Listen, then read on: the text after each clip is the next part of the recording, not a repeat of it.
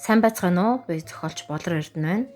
За тэгээ саяхан бичсэн үр хүүхэд бол бидний үр барагдуулах алба биш ээ гэсэн богинохон нийтлэлийн манд одоо дагуу монголчууд маш их шүүмжлэлтэй хандж байгаа. Бас одоо хувийн амьдрал руу маань хувийн одоо үзэл санаа руу маань дайрч давшилсан. За одоо уламжлалаа гэлээ гадныхны эцэг эхийн асрамжийн газар авчиж хайдаг тэр ёс бус хүнлэг биш одоо асуудлыг одоо монголчуудтай халдаах гэлээ гэсэн ийм зэмлэлүүд маш их ирж байна. За тэгээд үүнээс үүдээд би та бүхэнд Францын асрамжийн газрууд ямар үйл ажиллагаа явуулдаг, тэнд асруулж байгаа өндөр наснууд одоо юу үзэж дуудаг талаар богинохон товчхон мэдээлэл сонирхуулъя гэж бодлоо.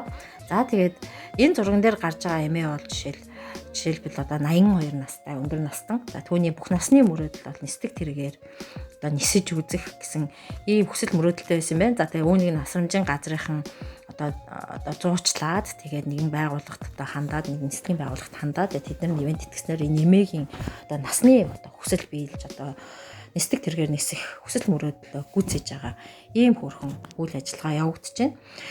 За ер нь бол Францын асрамжийн газруудад төлбөр маш өндөр байдаг. За үүнийгээ ч гэсэн эцэг эхчүүд одоо настай хүмүүс одоо өөрсдөө ойлгоод тэгээд үр хүүхдүүдтэй төв дараа болохгүй тулд энэ одоо асрамжийн газруудад одоо насныхаа эцэст одоо асруулах тэр хөлс мөнгийг бас өөртөө хувьчил хадгалдаг ийм сонирхолтой үйлдэлүүд байдаг. За зарим нь бол яг мэдээж хэрэг сайхан хүүхдүүд нь төлдөг. Ер нь ихэнхдээ хүүхдүүд нь төлдөг юм билээ л дээ.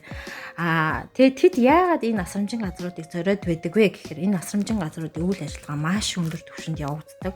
Маш их ээлдэг, соёлтой, дээд зэрэглэлийн одоо сургаж одоо яасан албан ёсоор сурч одоо боловсрсон дипломыг авсан. Тэгээд маш их залуу насны ийм сайхан залуучууд энд ажилладаг юм байна. За дээрээс нь асрамжийн газар маш тогтоо одоо хоол үйлчлэгээ одоо эрүүл мэндийн одоо асран хамгаалах тийм үйл ажиллагаанууд маш өндөр түвшинд явагддаг.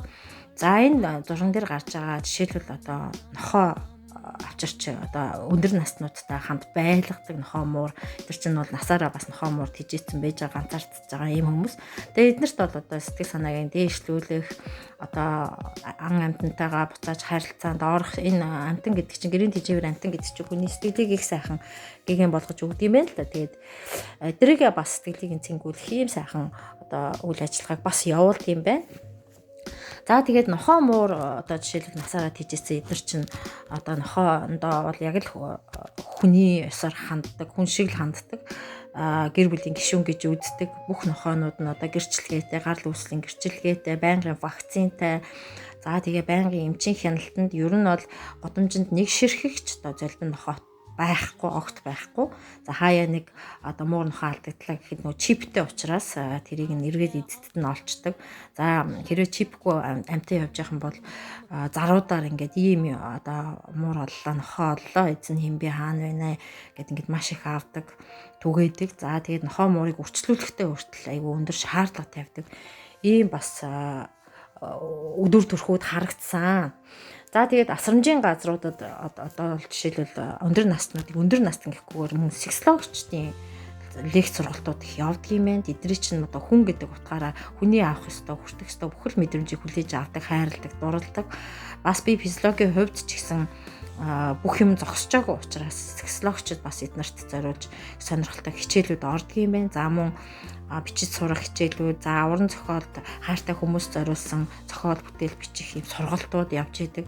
За мөн одоо цэцэг ногоо тарих тийм ээ эдгээр чинь одоо бүгдээрээ юм аж ахуйн ажилтай юм ажилсаг хүмүүс байдаг учраас бүх насаараа одоо цэцэг одоо тариад ч юм уу те гэр бүлдээ юм сайхан ийм байнгын хөвшилтэй амьдарч исэн учраас одоо эдгээр зориулсан юм сайхан цэцэг ногоо арчлах албан ёсны агрономчид ирээд сургалт хийгээ заагаад байж ах ч юм уу. Иймэрхүү юм байнгын хөдөлгөөнтэй байнгын одоо эдрийг зүгээр байлгахдгүй одоо байнгын одоо хин нэг хүлээгээд гүйрээд гониглаад суулгахааргүй тийм сонирхолтой юм хөтөлбөрүүд үргэлж явж идэг. Тэр нь анзаарэгдсэн. За би нэг удаа асрамжийн газарт бас сайн дурын ажилтан хийхээр ингээд яваад очсон. За тэгэхэд бол хэвээр их өндөр шаардлага тавьдаг. Дор хаяж одоо 3 жил албан ёсны сургуульд нь сурсан байх юм шаардлага тавьд юм байна гэдгийг тэр үед ойлгож авсан. За тэр одоо ажилчдын харилцаа, хандлага эдрийг ойлгож байгаа, тэр одоо сонсож байгаа тэр байдал нь бол үнэхээр одоо бас хүндэтгэл төрүүлж байгаа. Эдгээр ч юм бол өндөр наснууд намааш их хүлээж одоо сонсдог, бас их анхаардаг. Эдгээр чинь бас зарим нь нөгөө нас өндөр болсон учраас зөрүүд болно. Тэгээ тэр болгоныхаа ивийг нь олоод их учрыг нь олоод аргадаад ажилтгуулээ хийгээд байдаг ийм сайхан боловсрол эзэмсэн залуучууд эрэгтэйчүүд хүртэл маш их байлээ. Тэгээд өндөр насны асрамжийн газар гэдэг нь манайхны ойлголтоор одоо хоол унд муутай, хувцанаар муутай ийм газар ингээ үр хөвгтөөсөө хоол ингээ аваачаа хайчдаг.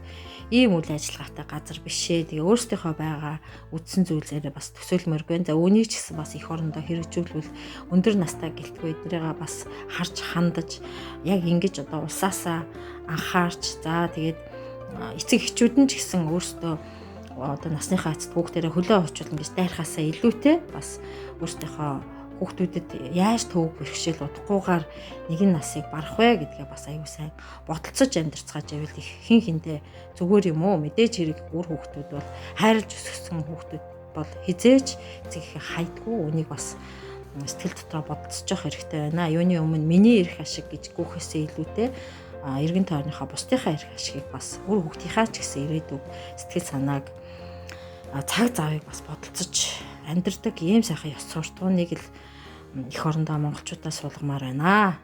За тэгээд анхаарал тавьсан та нартай баярлалаа.